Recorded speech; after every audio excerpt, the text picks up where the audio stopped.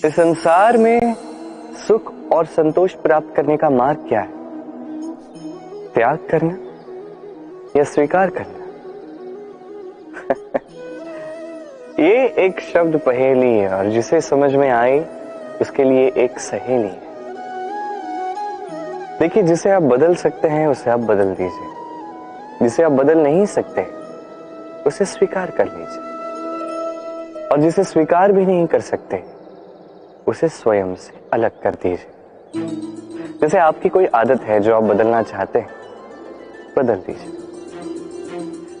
यदि कोई समस्या है जिसे बदलना आपके हाथ में नहीं है, तो उसे स्वीकार करके उसी के साथ चलना सीख लीजिए। अब यदि कोई भाव है या परिस्थिति है या कोई वस्तु है जो आपको स्वीकार कर ही नहीं सकते, तो उसे स्वयं से अलग कर दीजिए। इसे भी संन्यास ही कहते हैं। जीवन में सुख दुख, हानि हो या लाभ, इन सब में समान रूप से वास करना संन्यास ही है। यही जीवन का आनंद है। तो यही आनंद उठाइए और मेरे साथ प्रेम से कहिए, राधे राधे। आज मैं आपको एक कथा सुनाऊंगा। एक सीधी खड़ी चट्टान थी जिस पे चढ़ना लगभग असंभव था। अब एक दिन कुछ मेंढक आए और उनमें दौड़ लगी। धीरे धीरे करके सारे मेंढक कूद कूद के ऊपर चढ़ने का प्रयास कर रहे थे। नीचे कुछ पशु खड़े थे जो देख के कह रहे थे कि ये तो असंभव है, ये मेंढक इस पे चढ़ नहीं पाएंगे, ये सब गिर जाएंगे। और धीरे धीरे करके एक एक मेंढक नीचे गिरने लगा। अंत में एक ही मेंढक था जो शिखर तक पहुंच गया। जानते हैं वो क्यों जीता? क्योंकि वो मेंढक बहरा था।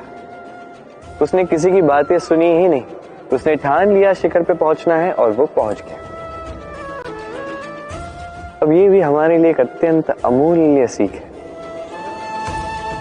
आपने यदि जीवन में अपना लक्ष्य ठान लिया है तो इधर उधर किसी की मत सुनिए, केवल अपने लक्ष्य की ओर बढ़ते जाइए, क्योंकि सफलता आपको आपके प्रयास ही दिलवाएंगे, दूसरों की बातें नहीं। तो प्रयास करते जाइए, अपने लक्ष्य को प्राप्त कीजिए और मेरे साथ प्रेम से कहिए, राधे राधे। हास्य, मुस्कान जीवन में अत्यंत आवश्यक होते। कहा जाता है कि ये हास्य और मुस्कान हमारे जीवन में औषधि की भांति कार्य करते हैं, हमें स्वस्थ रखते हैं, हमारे जीवन के इस अनुभव को और भी अधिक सुंदर बनाते हैं।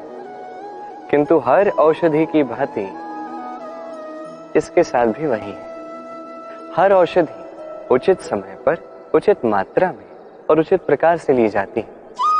यदि ऐसा नहीं होता है तो ये औषधि भी शरीर को हानि पहुंचा सकती है। अब आप सोचेंगे कि हास्य से क्या हानि पहुंचेगी?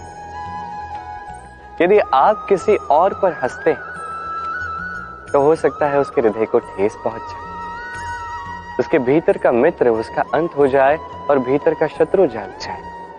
किंतु यही यदि हम सबको साथ में लाकर सबके साथ हंसते हैं तो हो सकता है कि भीतर के इस हृदय के भीतर छुपा हुआ जो शत्रु है उसका अंत हो जाए और भीतर से मित्र निखर कर बाहर आए, है कि नहीं?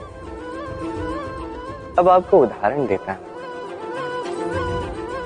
जब द्रौपदी दुर्योधन पर हंसी तो वो महाभारत का कारण बनी। किंतु यही जब पार्थ और माधव साथ बैठकर मुस्कुराए तो धर्म की स्थापना हुई। अब आप क्या चाहते हैं? किसी पे हंस के उसे ठेस पहुंचाना चाहते हैं या सबको साथ में लाकर, सबको साथ में हंसाकर सकारात्मकता फैलाना चाहते हैं?